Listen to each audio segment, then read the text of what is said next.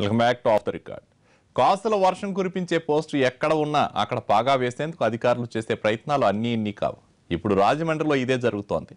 4 రాళ్లు వెనకేసుకునే ఓ పోస్ట్ ఖాళీగా ఉండటంతో ఆ సీటుపై కన్నేశారు కొందరు ఉద్యోగులు. హై లెవెల్లో పైరువీలు చేస్తున్నారు. మంత్రుల చుట్టూ చక్కర్లు కొడుతున్నారు.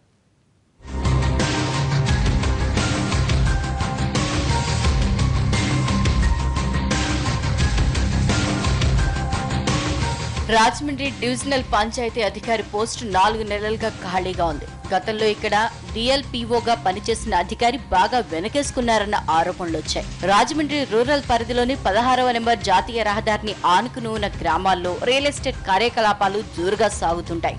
నగరానికి దూరంగా అయితే అందుబాటు ధరల్లో సొంతింటి కల సాకారం అవుతుందని మధ్యతరగతి ప్రజలు, రిటైర్డ్ ఉద్యోగులు సమీప గ్రామాల్లో స్థిరపడుతున్నారు. దీంతో పరిసరాల్లోని పంచాయతీల్లో అపార్ట్మెంట్లు పుట్టగొడుగులా పుట్టుకొచ్చాయి. ఇక్కడ ప్రభుత్వ నిబంధనలకు విరుద్ధంగా రియల్ ఎస్టేట్ వ్యాపారం సాగింది. ఈ వ్యవహారంలో అప్పటి డిఎల్పిఓ లక్షలాది రూపాయల అక్రమార్జనకు పాల్పడ్డారన్న ఆరోపణలు వచ్చాయి. దీంతో ఆయన్ని పంచాయతీరాజ్ శాఖ సస్పెండ్ చేసింది. ఇది జరిగి 4 నెలలైంది. అప్పటి నుంచి ఈ పోస్టులోకి ఎవరూ రాలేదు. తాజాగా జిల్లాలోని డివిజనల్ పంచాయతీ అధికారుల బదిలీకి ప్రభుత్వం రంగం సిద్ధం చేసింది. తూర్పుగోదావరి జిల్లాలోని 7 డివిజన్లకు కొత్త అధికారులు రావాల్సి ఉంది. వీటిలో రాజమండ్రి పోస్టుకు విపరీతమైన గిరాకీ ఉందంటున్నారు.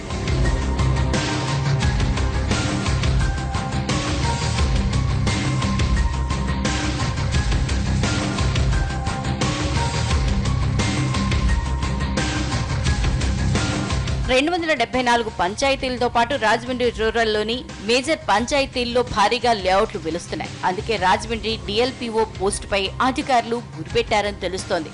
కాసులు కురిపించే పోస్టు కావడంతో స్థానిక అధికారులతో పాటు జిల్లా ఆఫీసర్లు ఈ పోస్టుపై కన్నేశారన్న గుసగుసలు వినిపిస్తున్నాయి. ఈ కుర్చీలో కూర్చోబెడితే చాలు, ఎలాంటి నజరానాలైనా సమర్పించుకునేందుకు అధికారులు రెడీ అవుతున్నారట. సంబంధిత శాఖ అమాత్యుడితో పాటు జిల్లా ఇన్ఛార్జి మంత్రి సిఫార్సుల కోసం ఆఫీసర్లు చక్కర్లు కొడుతున్నారట. పైరవీల కోసం మరో మంత్రిని కూడా కొందరు ఆశ్రయించినట్లు తెలుస్తోంది. జిల్లాకు చెందిన 3 అధికారులు రేసులో ఉన్నారని తెలుస్తోంది. ఇప్పటికే కొంతమంది అధికారులు రాజమండ్రి డిఎల్పిఓ పోస్టు తమకే ఖరారైందని చెప్పుకుంటున్నారట.